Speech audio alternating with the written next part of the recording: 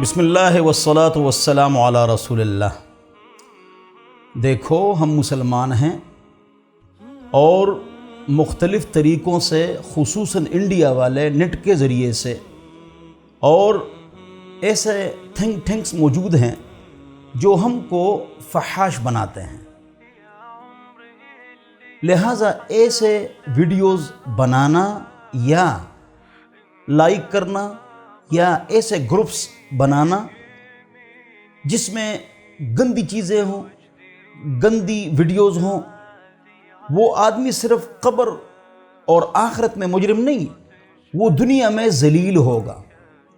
اللہ رب العزت سورہ نور میں فرماتے ہیں، قرآن میں فرماتے ہیں، ان الذین یحبون ان تشیع الفاحشۃ فی الذین آمنوا، جو لوگ یہ پسند کرتے ہیں کہ مسلمانوں میں فحاشی عام ہو، قبر اور آخرت کا عذاب تو ہے، دنیا میں اللہ ان کو ذلیل کرے گا۔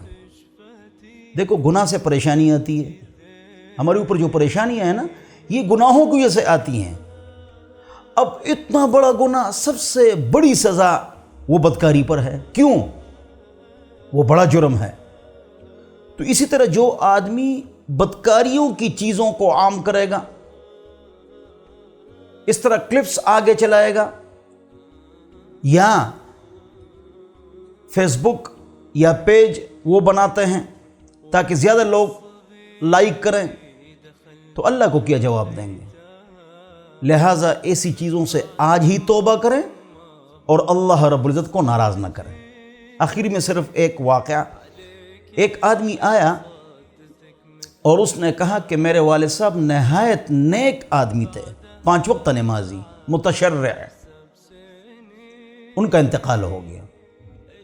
میں نے اس کے موبائل کو دیکھ لیا، اس میں اتنی گندی چیزیں تھیں کہ اب میرا دل نہیں چاہتا ہے کہ میں اپنے والد صاحب کے لیے دعائیں کروں۔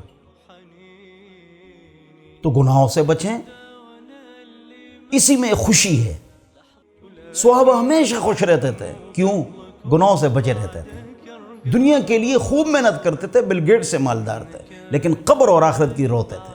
تو اللہ تعالی ہم سب کو آخرت کا خوف، قبر کا ڈر اور آخرت کے عذاب کی فکر اللہ ہم سب کو نصیب فرمائے۔ وآخر دعوانا الحمدللہ۔